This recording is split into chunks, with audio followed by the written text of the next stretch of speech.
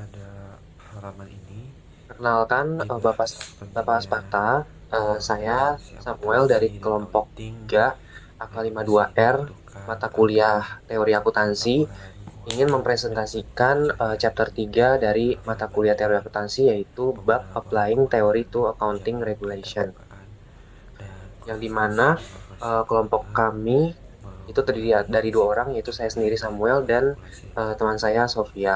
Ada tiga teori, terutama regulasi Tujuan pembelajaran dari bab interest theory, accounting theory to accounting regulasi regulation untuk itu melindungi secara tujuan umumnya itu kepentingan ada masyarakat secara memahami luas, peran teori regulasi melindungi dalam akuntansi penciptaan dan auditing keuangan, serta bagaimana standar akuntansi dibuat, diterapkan dan mempengaruhi praktik akuntansi global. Dan untuk tujuan khususnya yang pertama ada bagaimana teori akuntansi untuk regulasi akuntansi diterapkan dalam praktik akuntansi dan audit. Terus yang kedua itu teori terkait regulasi yang relevan dengan akuntansi dan audit. Yang ketiga, bagaimana kerangka regulasi untuk pelaporan keuangan. Dan yang keempat, bagaimana struktur kelembagaan untuk menetapkan standar akuntansi dan audit. pada halaman ini Untuk pendahuluan, jadi dibahas akuntansi merupakan pentingnya sistem informasi keuangan yang regulasi sangat penting akuntansi dan bagi berbagai auditing. pihak, seperti Regulasi manajemen, dibutuhkan investor, agar kreditur, pemerintah, laporan dan publik. keuangan dapat Agar informasi dipercaya. keuangan dapat dipercaya dan digunakan Jawabannya, secara luas, penggunaan diperlukan norma adanya regulasi akuntansi yang akuntansi yang tepat mengatur bagaimana dan laporan keuangan investasi disusun, informasi diaudit, dan keuangan dipublikasikan. mengurangi Materi risiko chapter 3 kecurangan dan mata kuliah teori akuntansi kemaksiatan. ini membahas Ada teori-teori regulasi yang tiga menjadi dasar teori pembentukan standar akuntansi dan regulasi regulasi auditing. Teori-teori interest ini theory, membantu kita regulasi untuk memahami mengapa untuk melindungi regulasi diperlukan, kepentingan masyarakat siapa yang secara diuntungkan, dan luas, bagaimana proses melindungi pembuatannya. penciptaan laporan Selain itu, keuangan materi ini transparan juga menyinggung peran badan pengatur baik nasional maupun internasional, serta pentingnya standar akuntansi global seperti IFRS, yang membantu menciptakan keseragaman dan transparansi laporan keuangan di seluruh dunia. Dengan memahami materi ini, mahasiswa dapat menilai bagaimana teori regulasi mempengaruhi praktik akuntansi dan audit serta dampaknya terhadap berbagai pemangku kepentingan. oleh kepentingan. Next, Pada halaman boleh ini Sofia. dibahas pentingnya regulasi akuntansi dan auditing. Regulasi dibutuhkan agar Di laporan sini keuangan pentingnya dapat regulasi dipercaya. akuntansi. Yang pertama, Relevansi regulasi mencegah penyalahgunaan penerapan informasi keuangan. keuangan Yang menjadi kedua, standar kebijakan akuntansi internasional dan memberikan kerangka koordinasi global yang informasi seragam. keuangan Yang ketiga, proses mengurangi penyusunan risiko regulasi kecurangan dan melibatkan pemerintah, auditor kemaksiatan. perusahaan, dan publik. Ada Yang tiga keempat, regulasi teori, menjaga stabilitas terutama pasar keuangan dan melindungi regulasi investor. public interest Next. theory. Regulasi dibuat untuk melindungi kepentingan Eh, masyarakat untuk secara Theory of luas. Tujuannya Oke, menciptakan laporan untuk keuangan yang pertama itu ada Theory of Efficient Markets. Ini merupakan bab pertama. Itu membahas tentang pasar modal efisien jika harga mencerminkan semua informasi yang tersedia. Terus yang kedua juga pendukung free market approach, di mana pasar akan optimal tanpa intervensi pemerintah karena harga dan informasi akan diatur oleh supply dan demand. Namun, kenyataannya pemerintah tetap mengatur pasar modal dan penyediaan informasi akuntansi. Terdapat yang ketiga, terdapat tiga masalah utama pasar pada bebas halaman akuntansi. ini. Yang pertama itu ada public Dibahas good problem pentingnya atau informasi akuntansi regulasi akuntansi dan yang auditing. bersifat barang publik. Regulasi Ada dibutuhkan free agar rider problem, yaitu laporan pengguna keuangan informasi banyak dapat tapi dipercaya. tidak semua mau membayar. Dan bagi Yang terakhir tuh pengguna insentif keuangan, problem, menjamin perusahaan peredaran cenderung uang mengurangi jumlah dan jumlah konsistensi informasi yang informasi diberikan. keuangan Yang keempat, karena itu mengurangi regulasi risiko akuntansi tetap kecurangan dan dibutuhkan untuk memastikan kemaksiatan. informasi memadai dan Ada pasar modal tiga berjalan efisien. teori, terutama regulasi public interest theory. Regulasi dibuat untuk melindungi kepentingan masyarakat secara luas. Tujuannya menciptakan laporan keuangan yang transparan, akurat, dan mudah dipahami. Silakan Sofia.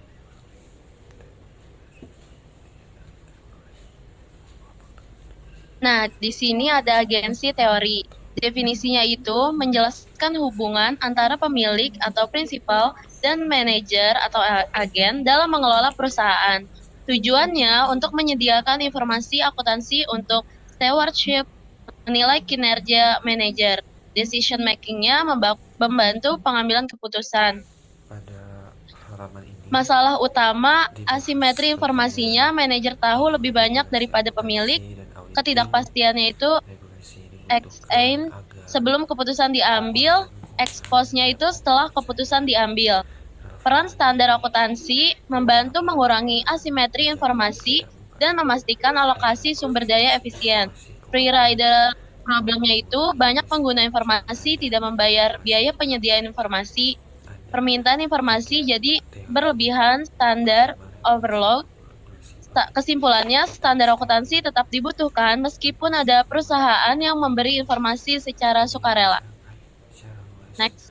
Tujuannya menciptakan laporan keuangan yang transparan. Di sini ada teori regulasi yang relevan dengan akuntansi dan audit. Regulasi akuntansi penting untuk menjaga kepercayaan publik dan integritas laporan keuangan.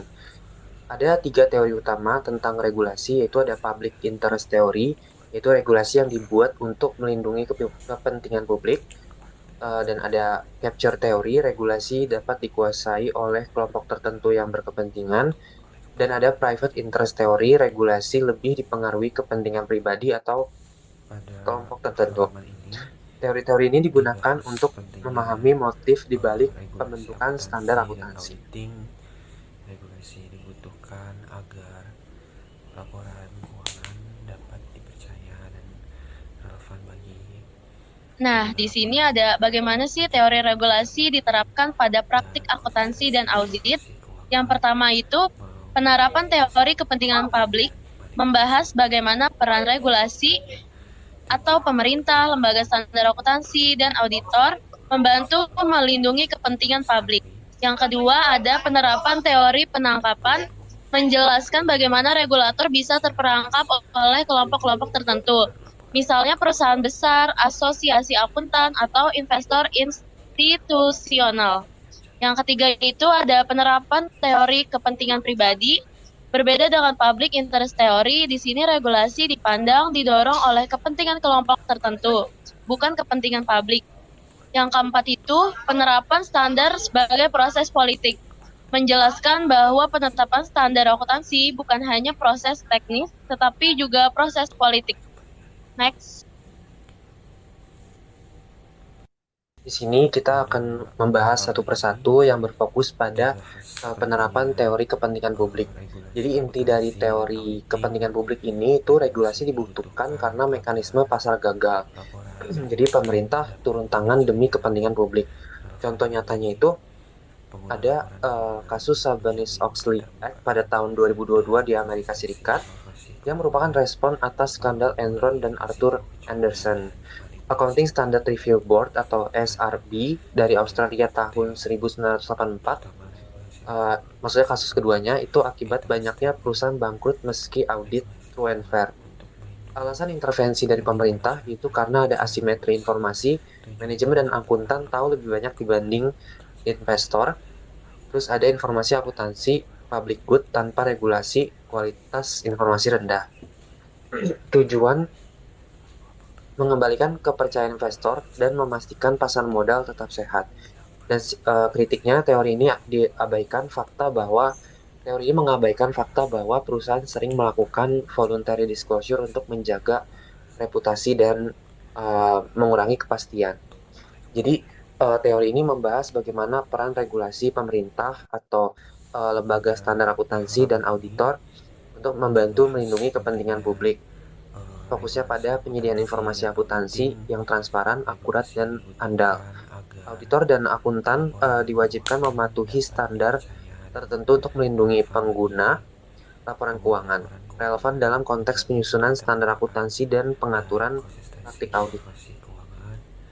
Mengurangi risiko kecurangan dan manipulasi data. Ada 3 teori. Di sini ada teori regulasi yang relevan dengan akuntansi dan auditnya, yaitu penerapan teori penangkapan. Inti teori dari dari materi ini, regulasi yang seharusnya melindungi kepentingan publik malah dikuasai oleh kelompok berkepentingan tertentu. Kasusnya ASRB atau Australia 1984 awalnya dibentuk untuk melindungi public interest. Walker ASRB ditangkap oleh profesi akuntansi, kepentingan publik diabaikan. Fakta pentingnya, proses due process diabaikan, percepatan standar dari AARP. Perselisihan ASRB dan AARP banyak dimenangkan AARP. AARP dibiayai profesi, akhirnya bergabung dengan ASRB dibiayai pemerintah.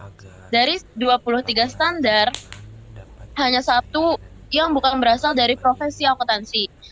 Motivasi profesi akuntansi ingin legitimasi hukum.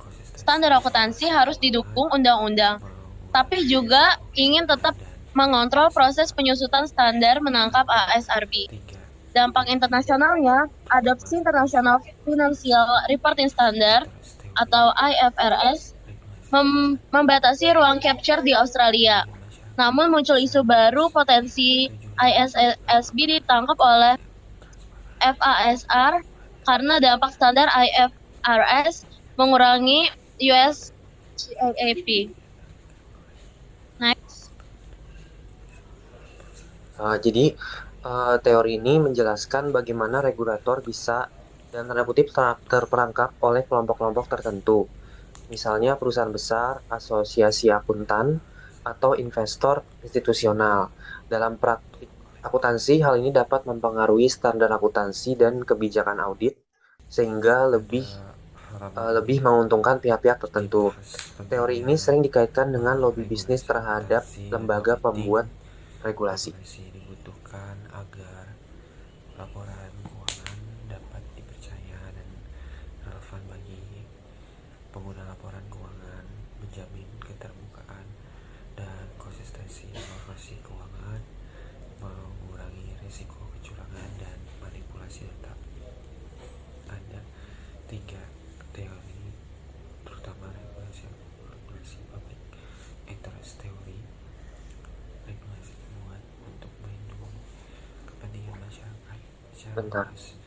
Tujuannya menciptakan laporan keuangan yang transparan, akurat, dan mudah dipahami.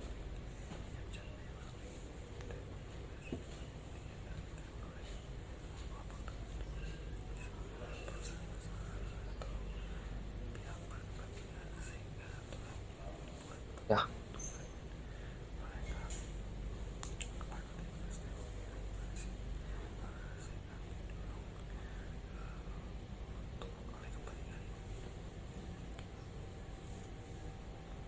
Silakan Sofia. Pada halaman ini dibahas pentingnya regulasi akuntansi dan auditing.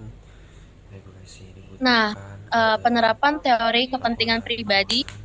Inti teorinya itu regulasi akuntansi dipengaruhi oleh kelompok-kelompok berkepentingan atau interest groups yang mengejar keuntungan pribadi. Rahman versus Walker. Walker ini profesi akuntansi menangkap ISRB capture teori. Rahman, bukan hanya profesi akuntansi, banyak pihak memengaruhi ISRB. Kelompok yang berpengaruh profesi akuntansi mempengaruhi pembuatan standar. Perusahaan besar dan manajer korporasi ingin standar yang menguntungkan bisnis. Dewan Menteri memberi otorisasi mulai dampak politik standar, NCSC atau ASIC meninjau standar agar sesuai dengan hukum perusahaan.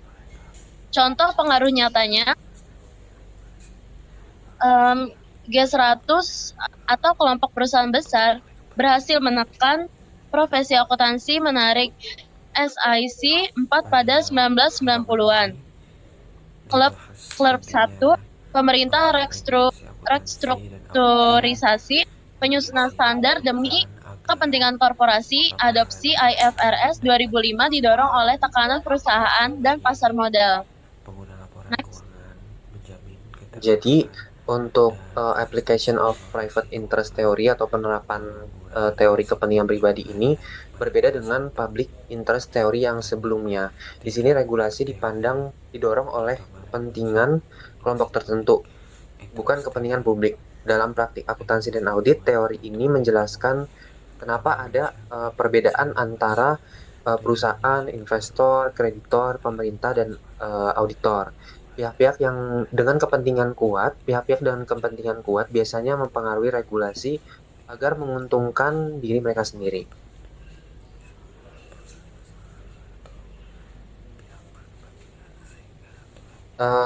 Penerapan standar sebagai proses politik atau di buku itu disebutnya standard setting as a political process.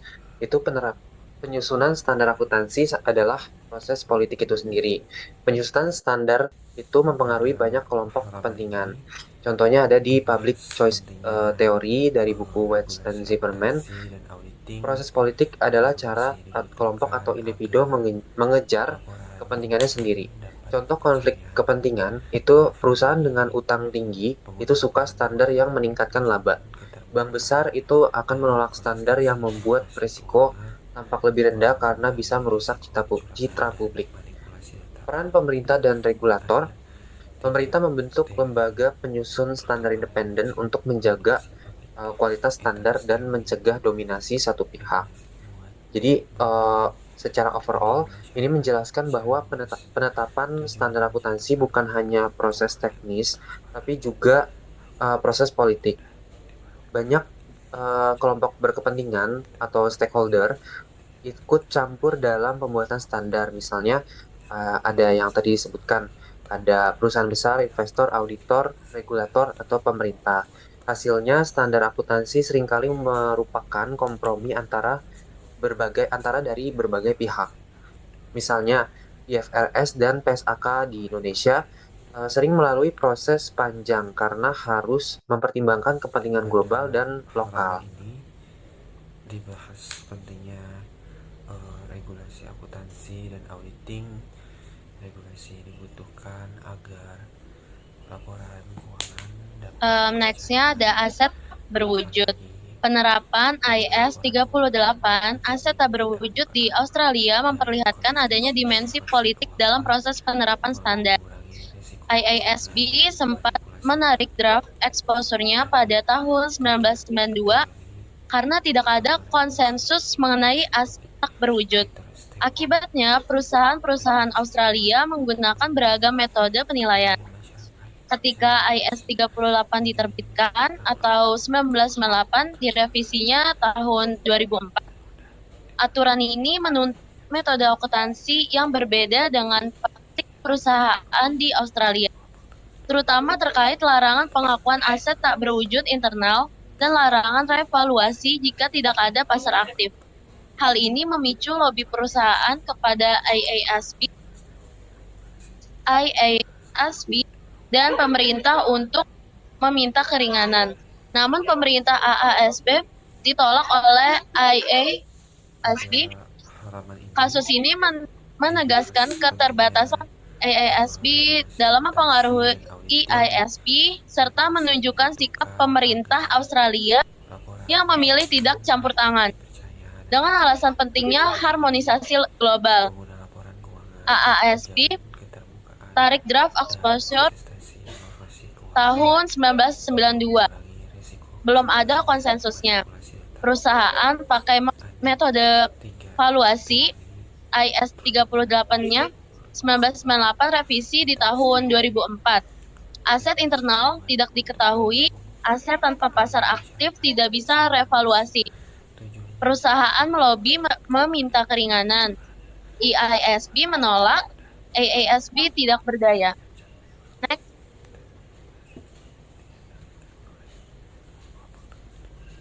Di sini masuk ke bagian dari kekuatan politik dalam penetapan standar. Ketidakmampuan AASB bernegosiasi memperlihatkan dominasi dari IASB dalam proses penetapan standar. IASB ingin mempertahankan posisinya sebagai penyusun standar independen, sementara pemerintah Australia enggan intervensi.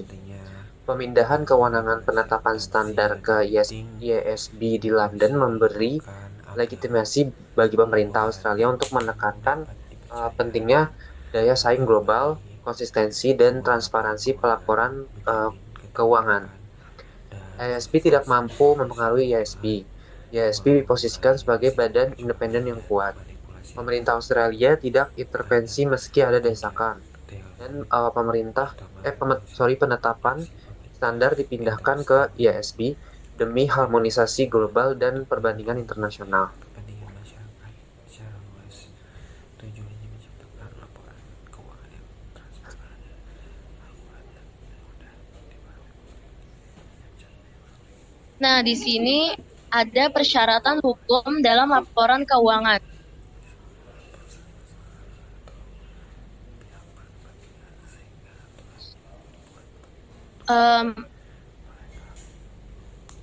Direktur perusahaan, eksekutif, manajer, dan auditor independen menjadi aktor utama dalam penyusunan serta verifikasi laporan keuangan. Banyak negara mewajibkan laporan keuangan yang telah diaudit sebagai bagian dari hukum perusahaan. Kewajiban ini mengatur laporan apa yang harus dibuat, seberapa sering, serta informasi tambahan yang harus diungkapkan. Contohnya, di Australia, perusahaan wajib mengungkapkan kinerja lingkungan. Di Amerika Serikat, persyarat pelaporan lebih banyak berasal dari hukum pasar sekuritas. Standar akuntansi tertentu juga memiliki kekuatan hukum seperti Uni Eropa dan Australia yang mewajibkan standar berbasis IASB. Di negara dengan tradisi akuntansi Prancis atau Jerman, aturan akuntansi dan pajak sering disatukan.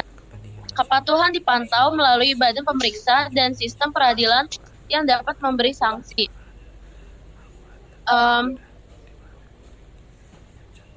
Nah,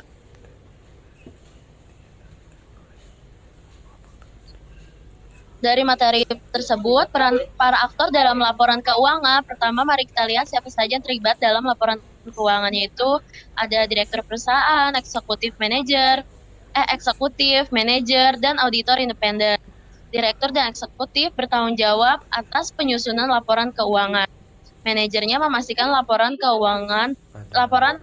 tersebut mencerminkan kegiatan operasional dengan benar. Auditor independennya memverifikasi apakah laporan yang dibuat sudah sesuai dengan standar dan bisa dipercaya. Jadi proses penyusunan laporan ini melibatkan banyak pihak agar hasilnya objektif dan transparan. Yang kedua di sini tuh bisa kita lihat juga kewajiban hukum di berbagai negaranya. Di banyak negaranya laporan keuangan yang sudah diaudit menjadi bagian dari hukum perusahaan. Artinya, aturan yang jelas mengenai laporan apa saja yang harus dibuat, seberapa sering laporan itu harus disampaikan, informasi tambahan apa saja yang wajib diungkapkan. Contohnya di Australia, perusahaannya wajib mengungkapkan kinerja lingkungannya. Jadi bukan cuma angka keuangan, tapi juga dampak operasional terhadap lingkungannya. Sementara di Amerika Serikat, persyaratan pelaporan banyak berasal dari hukum pasar sekuritas karena mereka ingin melindungi investor di pasar modal. Jadi fokusnya lebih ke transparansi dan keterbukaan informasi bagi publik. Nah, di sini yang ketiga ada kekuatan standar akuntansi, lalu ada juga standar akuntansi yang punya kekuatan hukum. Contohnya seperti yang di materi tadi ada Uni Eropa dan Australia. Perusahaan diwajibkan menggunakan standar akuntansi berbasis IASB atau International Accounting Standard Board. Di negara-negara seperti Prancis dan Jerman, tradisi akuntansi mereka disatukan dengan sistem perpajakan. Artinya, laporan keuangan yang dibuat perusahaan langsung menjadi dasar untuk menghitung pajak. Jadi tidak ada laporan yang berbeda-beda, semuanya terintegrasi. Yang keempat, ada pengawasan dan penegakan hukum. Yang terakhir, kepatuhan terhadap semua aturan ini diawasi melalui badan pemeriksa dan sistem peradilan. Kalau ada pelanggaran, maka akan ada sanksi hukum. Ini penting supaya laporan keuangan benar-benar bisa dipercaya, tidak dimanipulasi, dan bisa digunakan sebagai dasar pengambilan keputusan. Nah, dari kesimpulannya ini, kita bisa simpulkan bahwa persyaratan hukum dalam laporan keuangan berperan besar dalam memastikan transparansi, akuntabilitas, dan keandalan informasi. Mulai dari siapa yang membuat laporan, standar apa yang digunakan, sampai bagaimana laporan itu diawasi, semua diatur secara hukum. Dengan begitu, laporan keuangannya ini bisa dipakai sebagai dasar pengambilan keputusan yang tepat, baik oleh manajemen, investor, pemerintah, maupun masyarakat luas. Regulasi akuntansi dan Boleh di next. regulasi dibutuhkan agar Selanjutnya, dari sisi tata kelola perusahaan. Tadi sudah dibahas dari sisi hukum, jadi selain hukum, kerangka regulasi juga ditopang oleh tata kelola perusahaan. Tata kelola perusahaan itu mengatur struktur, proses, dan institusi yang membagi kekuasaan serta kendali sumber daya di dalam suatu organisasi. Beberapa praktik tata kelola perusahaan ditetapkan dalam undang-undang. Contohnya, direktur diwajibkan untuk melakukan tindakan tertentu untuk memastikan manajemen berjalan sesuai dengan aturan yang berlaku.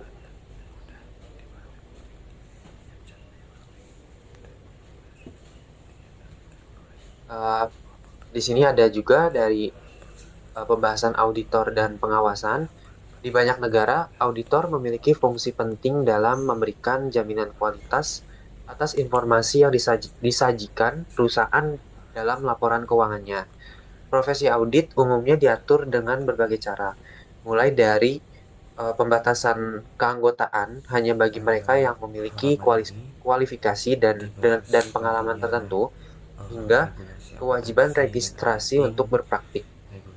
Regulasi juga mencakup kewajiban menjadi anggota badan profesional serta komitmen terhadap kode etik yang berlaku. Badan profesional berhak memberikan sanksi kepada anggotanya yang melanggar aturan. Regulasi sering diberlakukan sendiri oleh profesi untuk mempertahankan posisi istimewa serta hak dalam berpraktik. Contohnya, regulasi mandiri sektor swasta akuntansi sebagai bentuk awal pengawasan dari auditor. Kepentingan masyarakat secara luas, tujuannya menciptakan laporan keuangan yang transparan, akurat, dan mudah dimengerti. Next, di sini ada Badan Penegakan Independen. Menurut studi V, Badan Penegakan Independen merupakan bagian penting dari sistem penegakan persyaratan pelaporan keuangan.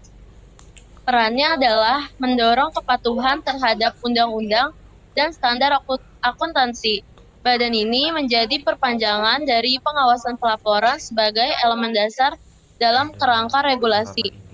Pada 2006, 20 dari 27 negara anggota telah memiliki mekanisme penegakan sesuai standar CSR. Laporan keuangan dapat dipercaya. Nah, bentuk paling umum dari Badan Penegakan Independen adalah Badan Pengatur Pasar Sekuritas. Mereka memiliki otoritas luas yang melampaui sekedar pengawasan laporan keuangan, tetapi juga aktif dalam menegakkan kepatuhan terhadap standar akuntansi. Contoh badan penegakannya yaitu AMF Prancis, Konsob Italia, AFM Belanda, SEC Amerika Serikat, dan ASIC Australia.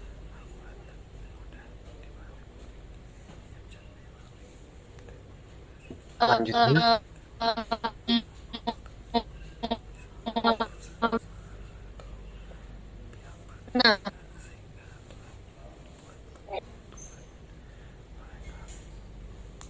Nah, menurut studi Badan Penegakan Independen itu merupakan bagian penting dari sistem penegakan persyaratan pelaporan keuangan.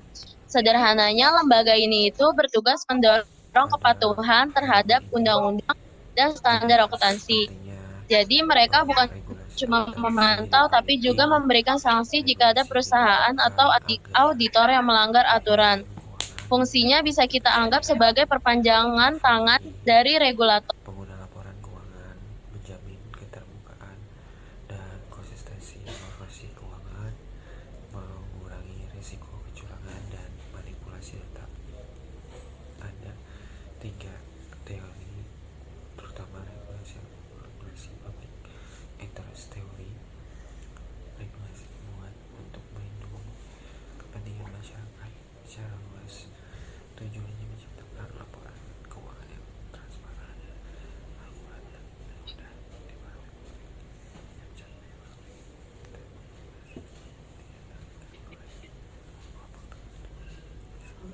Mohon maaf.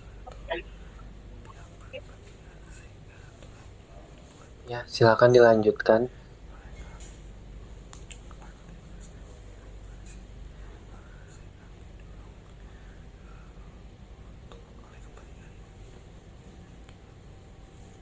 Oke, next. Saya ingin menjelaskan terkait dengan latar belakang dari IASC. Jadi, IASC itu pengembangan standar akuntansi internasional dimulai dengan pembentukan Komite Standar Akuntansi Internasional atau IASC di London tahun 1973.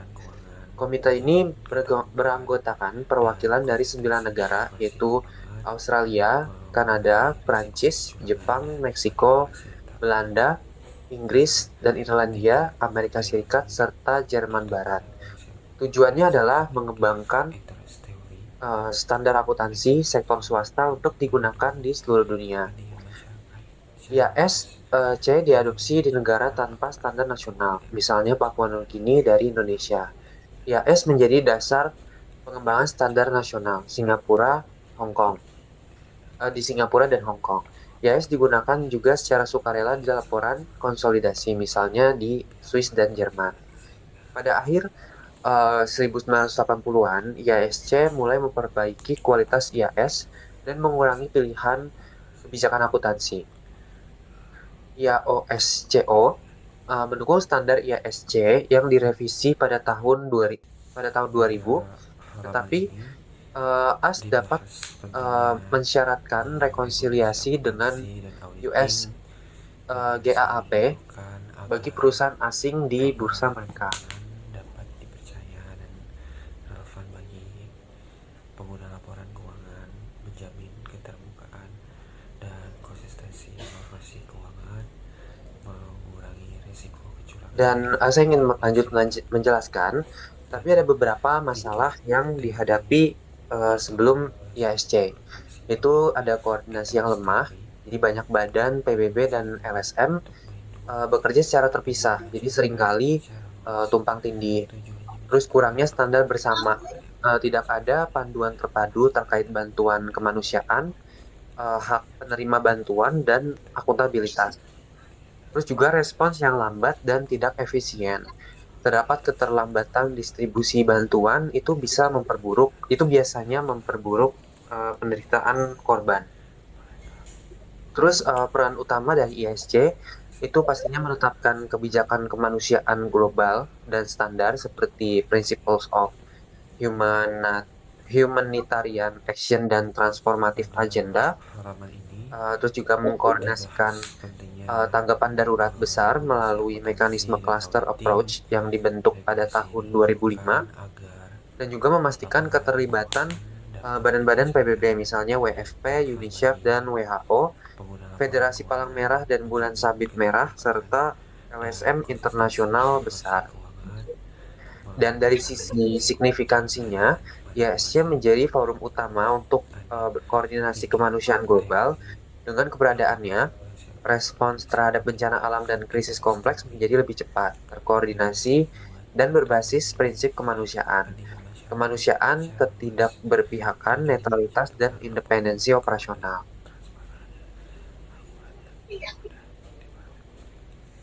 Next.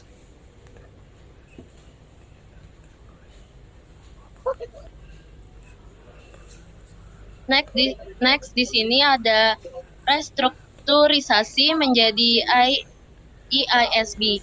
Meskipun penggunaan IAS meningkat, keterbatasan muncul karena IISC bukan badan independen. Pada tahun 2001, IASC direstrukturisasi menjadi International Accounting Standard Board atau IISB, sebuah dewan independen berbasis pada struktur FASB di Amerika Serikat. IISB terdiri dari 14 anggota penuh waktu dengan keahlian akuntansi dan penerapan standar. Didukung staf teknis khusus di London, diawasi oleh Yayasan IISC, dan dilengkapi dengan komite interpretasi pembentukan IASB juga membubarkan G4+1, kelompok penyusun standar dari Australia, Kanada, Selandia Baru, Inggris, AS, dan IASC. IASB bertanggung jawab memperbarui IAS lama dan menghasilkan standar baru IFRS, International Financial Reporting Standard. Nah, sebentar. Pada halaman ini dibahas pentingnya Nah, bisa dilihat kita bahas mengenai Badan Penegakan Independennya. Menurut studi fee, badan ini merupakan bagian penting dalam sistem penegakan pelaporan keuangan. Perannya adalah memastikan perusahaan dan auditor mematuhi standar pelapor yang berlaku. Mereka bukan hanya menerima laporan, tetapi juga memantau, meneliti, bahkan memberikan sanksi jika ada pelanggaran. Di banyak negara, badan ini berbentuk pengatur pasar sekuritas. Mereka memastikan laporan keuangan yang dipublikasikan untuk laporan keuangan yang dipublikasikan untuk investor benar-benar akurat dan transparan. Sebagai contohnya itu di SEC di Amerika Serikat, AMF di Prancis, AFM di Belanda, ASIC di Australia. Semua lembaga ini punya peran penting menjaga integritas laporan keuangan agar pasar modal tetap dipercaya oleh masyarakat. Nah, di sini kita bahas tentang IASC atau International Accounting Standard Committee. IASC dibentuk tahun 1973 oleh 9 negara termasuk Amerika Serikat, Inggris, Australia, dan Kanada. Tujuannya adalah mengembangkan standar akuntansi internasional agar laporan keuangan bisa dibandingkan antar negara. Namun seiring berjalannya waktu ada beberapa tantangan. Yang pertama, IASC bukan badan independen, jadi pengaruhnya terbatas. Yang kedua, proses pembuatan standarnya dianggap kurang kuat untuk menghadapi kebutuhan global. Hal inilah yang akhirnya mendorong adanya restrukturisasi agar badan ini menjadi lebih independen dan efektif. Pada tahun 2001, IASC ini kan direstrukturisasi menjadi IASB atau International Accounting Standard Board. IASB adalah dewan independen yang berbasis di London dan berfungsi menetapkan standar akuntansi internasional. IASB memiliki 14 anggota penuh waktu dengan latar belakang keahlian akuntansi dan penetapan standar. Mereka didukung staf teknis khusus dan diawasi oleh Yayasan IASD, serta dilengkapi dengan komite interpretasi.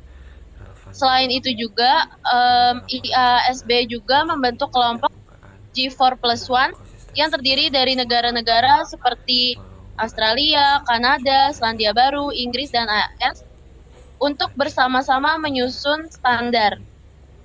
IASB ini bertanggung jawab memperbarui IAS lama dan menghasilkan standar baru yang kita kenal sebagai IFRS atau International Financial Reporting Standard. IFRS inilah yang saat ini digunakan di banyak negara termasuk Indonesia sebagai acuan utama dalam penyusunan laporan keuangan.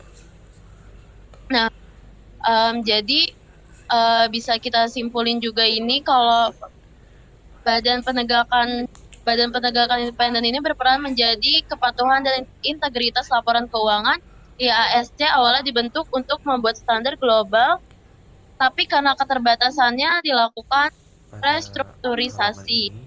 IASB juga itu kemudian hadir sebagai badan independen yang lebih kuat dan menghasilkan IFRS yang dipakai sampai sekarang. Dengan adanya lembaga dan standar-standar ini itu kayak kualitas laporan keuangan global menjadi lebih transparan dan bisa dipercaya. Next. Selanjutnya, saya ingin menjelaskan terkait adopsi IFRS di Uni Eropa. Jadi pada tahun 2022, Komisi Eropa mengumumkan bahwa mulai tahun 2005, seluruh perusahaan tercatat di negara anggota Uni Eropa wajib menggunakan standar IASB untuk laporan konsolidasi. Langkah ini mendorong transparansi dan komparabilitas informasi keuangan, serta mendukung integrasi pasar modal Eropa. Implikasi keputusan ini adalah terdiri dari IASB harus menyiapkan platform standar stabil paling lambat 1 Maret 2004. Setiap negara anggota harus menyiapkan adopsi IFRS, termasuk integrasi dengan GAAP nasional. Dibutuhkan badan penegakan independen untuk memastikan kepatuhan, dan profesi akuntansi, auditor, dan akuntan publik harus mempersiapkan diri untuk melalui pelatihan teknis. Yang terakhir itu, perusahaan harus menyesuaikan sistem akuntansi dan meningkatkan keahlian personel.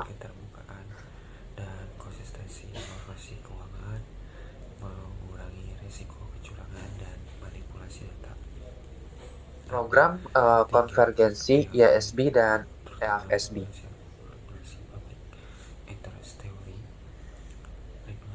Program konvergensi IASB dan EFSB dimulai dengan perjanjian Norwalk pada tahun 2002. FASB yang sejak tahun 1973 menjadi otoritas standar akuntansi di AS atau Amerika Serikat dengan wewenang dari SEC. Memiliki reputasi global dalam menghasilkan standar berkualitas untuk pengambilan keputusan. Meskipun IFRS mulai diadopsi luas pada tahun 2005, SEC pendaftar asing menggunakan IFRS tanpa rekonsiliasi, meski untuk perusahaan domestik masih diperdebatkan karena faktor politik. Program konvergensi menuntut IASB dan FASB menyelaraskan standar dengan cara mengidentifikasi perbedaan, meninjau solusi, dan memilih perlakuan terbaik. Tantangan muncul karena US GAAP berbasis aturan, sementara IAS atau IFRS itu berbasis prinsip. Akibatnya, proses ini rumit dan didominasi oleh dialog dua arah antara IASB dan FASB. IASB melibatkan penyusunan standar nasional dari negara Australia, Prancis, Jerman, Jepang, Selandia Baru, Inggris, dan Amerika Serikat dalam penelitian dan proyek bersama. Namun, sejak 2005, Uni Eropa semakin vokal melalui IFRAG dan badan nasionalnya.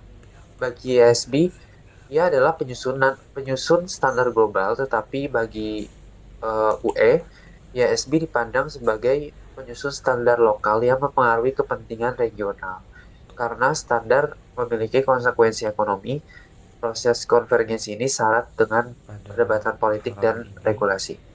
Dibahas pentingnya regulasi akuntansi dan auditing. Regulasi dibutuhkan agar di sini yang bisa kita bahas itu ada menjamin keterbukaan dan konsistensi informasi keuangan, mengurangi risiko kecurangan dan manipulasi data. Ada 3 teori, terutama regulasi publik. Selanjutnya ada standar akuntansi dan audit di sektor publik. Yang pertama, standar akuntansi sektor publik. Entitas publik menjadi tujuan stakeholder, berbeda dari sektor swasta. Negara menunjukkan sejauh mana standar IASB diikuti. Australia dan Selandia Baru gunakan sektor neutral standar, satu standar untuk publik dan swasta. Fungsi AASB atau David Boimel menghasilkan standar untuk sektor publik, swasta, dan nirlaba. memberikan interpretasi agar laporan keuangan dapat diperbandingkan, regulasi dibutuhkan agar mendukung perwakilan laporan Australia di keuangan dapat dipercaya dan IPSASB dan SAC. temuan laporan keuangan IPSASB atau dan IFAC sejak 2009 dikembangkan kerangka konseptual akuntansi sektor publik. tiga teori Standar audit internasionalnya itu, audit awalnya bersifat self-regulated untuk perkumpulan profesi, tumbuh seiring kebutuhan pasar modal dan kewajiban dalam UU Perusahaan Inggris abad ke-19. Audit berfungsi untuk memenuhi kebutuhan pengguna laporan dan pihak kontraktual. Standar audit pertama itu AIA 1939. Australia itu melalui AARP dan profesi akuntansi. Profesi akuntansi ini bertanggung jawab menjaga standar etika dan mendisiplinkan anggota. pada halaman ini dibahas pentingnya regulasi Selanjutnya, akuntansi dan auditing. saya ingin membahas terkait regulasi audit pasca skandal akuntansi. Jadi latar belakangnya ada kasus di mana skandal Enron dan lainnya yang terjadi pada awal tahun 2000-an yang menjadi bukti bahwa ada kegagalan pasar dan menjadi dasar intervensi pemerintah dalam standar audit. Jadi memang skandal besar seperti Enron dan WorldCom ini di Amerika Serikat pada awal tahun 2000-an itu memperlihatkan lemahnya pengawasan audit. Auditor itu dituduh tidak independen karena memiliki hubungan bisnis lain dengan klien auditnya. Dampaknya skandal ini menghancurkan kepercayaan publik pastinya terhadap laporan keuangan dan menimbulkan kerugian besar bagi para investor. Di Indonesia, kasusnya secara lokal di Indonesia ada kasus Kimia Farma pada tahun 2001 dan Garuda Indonesia pada tahun 2018 yang memunculkan tuntutan penguatan regulasi audit. Lalu ada regulasi utama yang muncul dari kasus di Amerika Serikat, yaitu Sarbanes-Oxley Act pada tahun 2002, yaitu pembentukan PCAOB. PCAOB atau mengawasi kantor akuntan publik dan menetapkan standar audit perusahaan publik, di mana PCAOB tadi singkatan dari Public Company Accounting Oversight Board untuk mengawasi auditor publik, mewajibkan rotasi partner audit dan membatasi layanan non-audit untuk klien audit, yang mana ini menjadi memperketat tanggung jawab manajemen atas laporan keuangan. CEO atau CFO harus menandatanganinya pastinya, dan memberlakukan hukuman pidana untuk kecurangan dari laporan keuangan. Lalu ada kasus di Australia yaitu Corporation Act pada tahun 2001, juga Corporation Act 2001 ditambah Clap 9 itu pada tahun 2006. Standar audit punya dasar hukum. Standar ditulis ulang agar sesuai hukum dan dengan sesuai acuan ISA atau IASB. Halaman ini dibahas IASB atau IFAC itu kembangan dari International Standard of Auditing (ISA). Kritiknya itu dikuasai profesi audit. Risikonya melemahkan otoritas pemerintah. PIOB pada tahun 2005 dibentuk untuk menjaga transparansi dan kepentingan publik. Tujuan utama regulasi baru itu ada meningkatkan independensi auditor dengan memisahkan fungsi audit dan dari jasa konsultasi.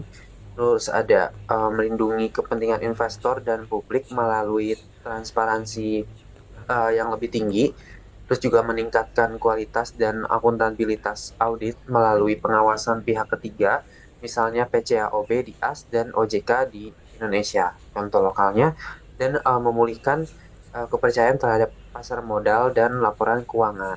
Tapi juga memiliki tantangan seperti beban kepatuhan tinggi bagi kantor akuntan publik yang tergolong dinilai masih kecil.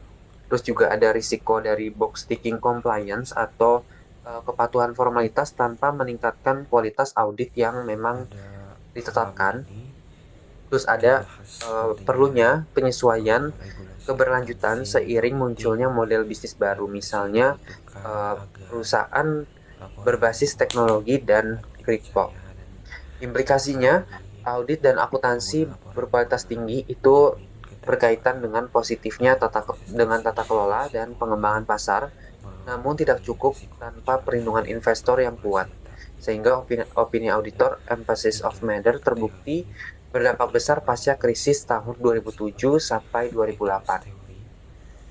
teori regulasi dibuat untuk melindungi kepentingan masyarakat secara luas. Tujuannya menciptakan laporan keuangan yang transparan, akurat, dan mudah dipahami.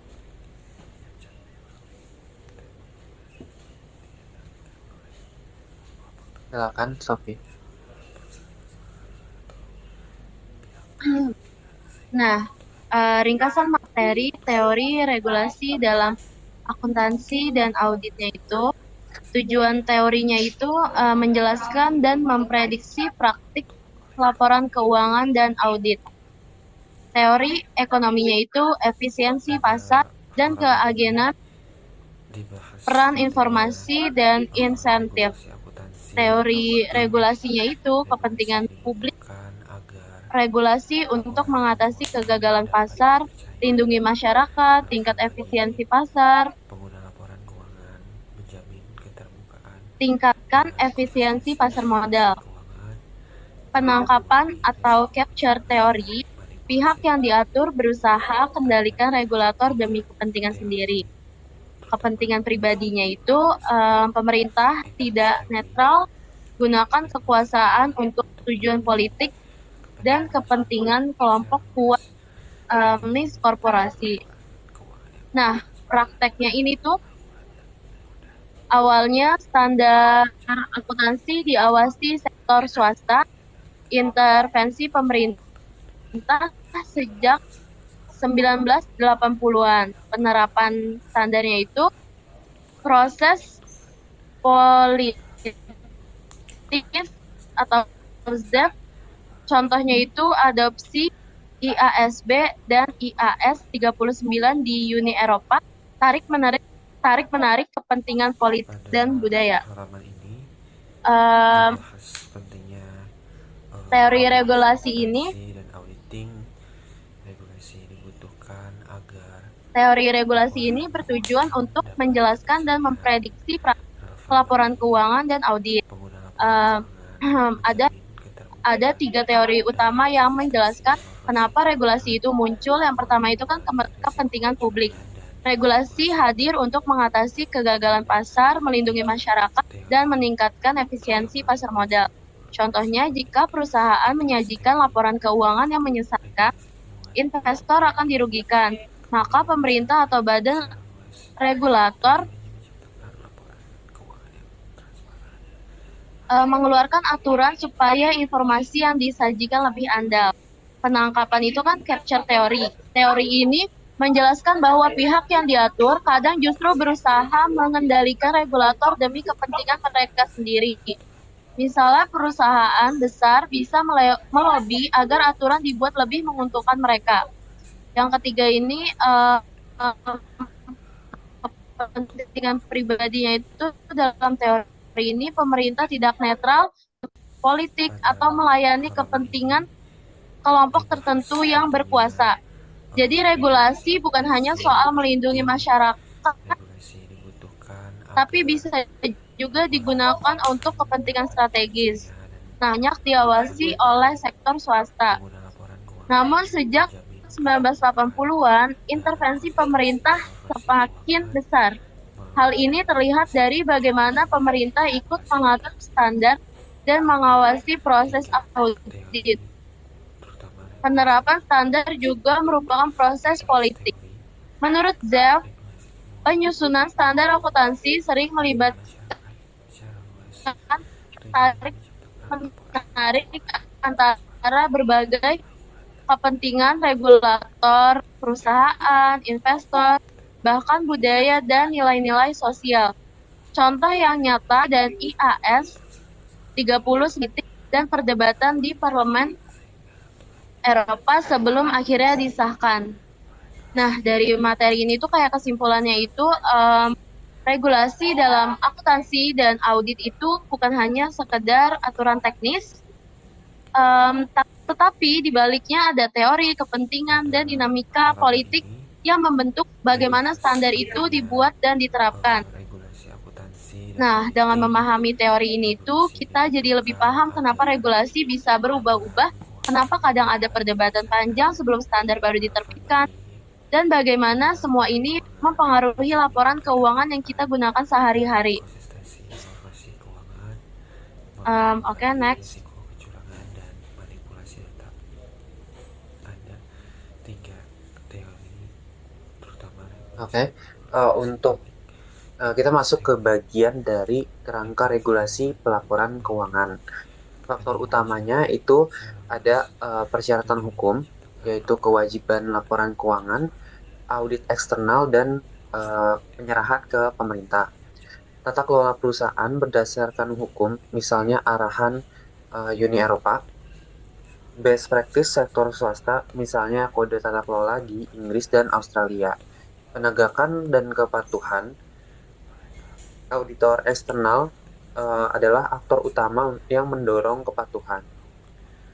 Pasca adopsi IFRS pada tahun 2005, banyak negara membentuk badan penegakan independen. Dan banyak masyarakat yang mengkritik bahwa dianggap pemeriksa. Namun, penegakan konsisten antar negara penting agar manfaat IFRS tercapai. Bab ini merupakan slide terakhir, tapi sebelumnya saya ingin melakukan review dari materi yang terkait dengan 3 teori utama, yang public interest theory, capture theory, private interest theory, dan theory of efficient markets, dan juga agency theory. Jadi kita kembali ke bab awal.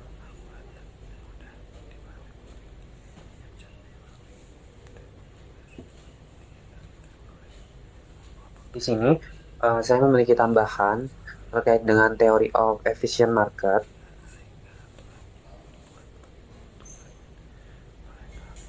Jadi bagian ini kan membahas perdebatan antara free market economics dan regulator mengenai penyediaan informasi akuntansi dan dalam konteks efficient market theory. Yang pertama itu kan tadi sempat disebutkan bahwa ada perspektif dari sisi free market approach.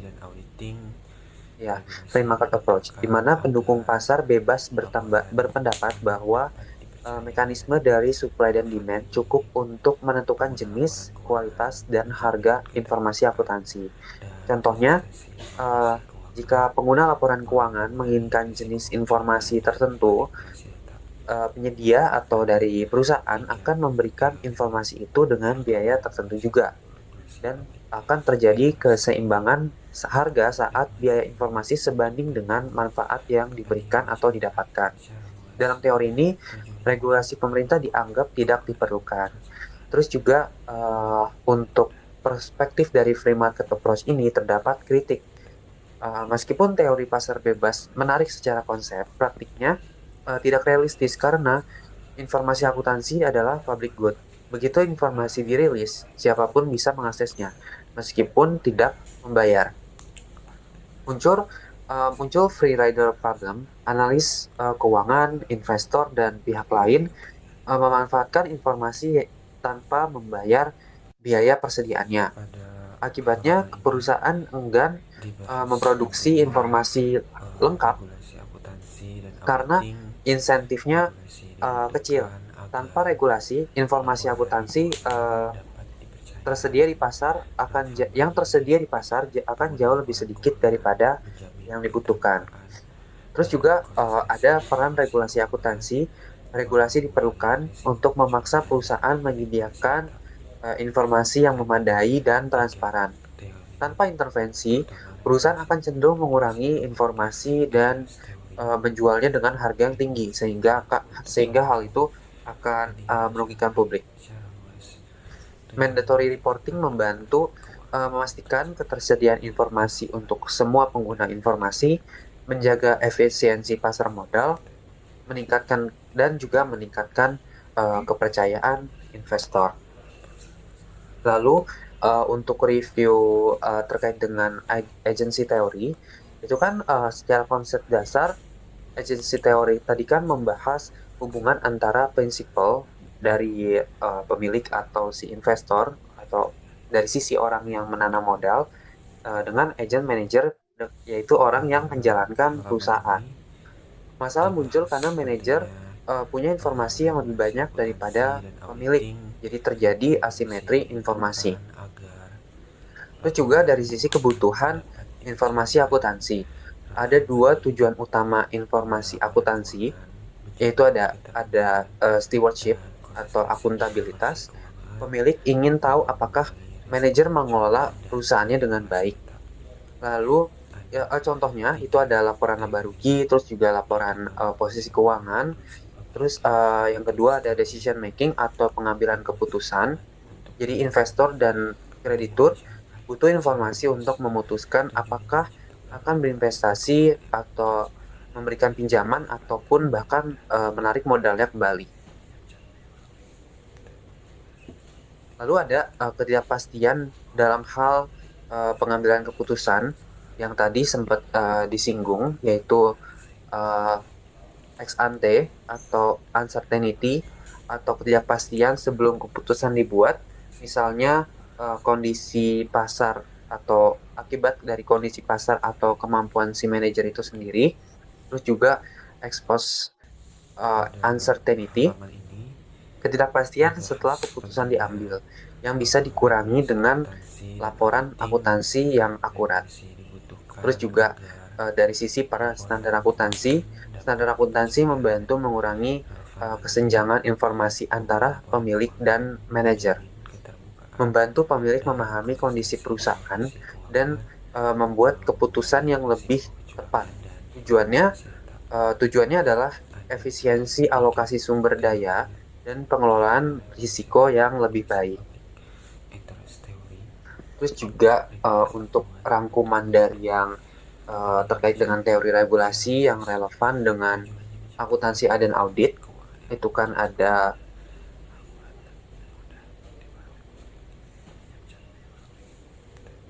tiga, ada public interest theory, yaitu regulasi yang dibentuk demi kepentingan publik. Terus ada capture theory yang menjelaskan bahwa proses pembentukan regulasi seringkali dikuasai oleh pihak-pihak yang berkepentingan seperti perusahaan besar atau asosiasi industri. Akibatnya regulasi cenderung menguntungkan pihak tersebut dan kurang melindungi dari sisi publik. Terus juga private interest theory. Yang terakhir, private interest theory, itu menyatakan bahwa regulasi biasanya berorientasi pada kepentingan individu atau kelompok tertentu, bukan kepentingan umum.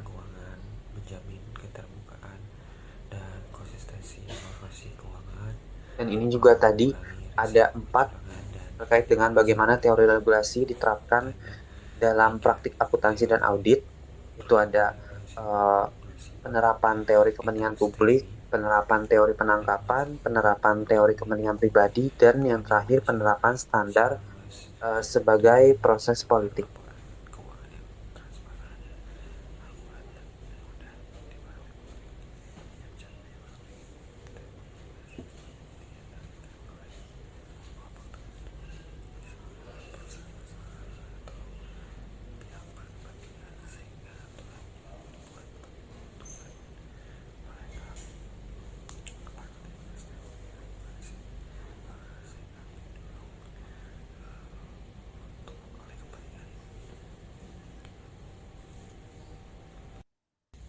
Pada halaman ini dibahas pentingnya regulasi akuntansi dan auditing. Regulasi dibutuhkan agar laporan Baik, keuangan dapat dipercaya. ini kebetulan adalah slide terakhir dari materi chapter 3 mata kuliah teori akuntansi, dan saya juga sudah sempat mereview beberapa slide di belakang yang menurut saya penting terkait mata kuliah teori akuntansi ini.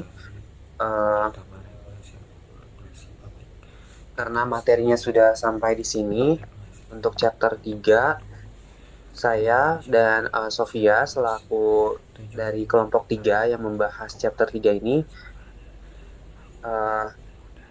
kurang lebihnya mohon maaf. Terima kasih.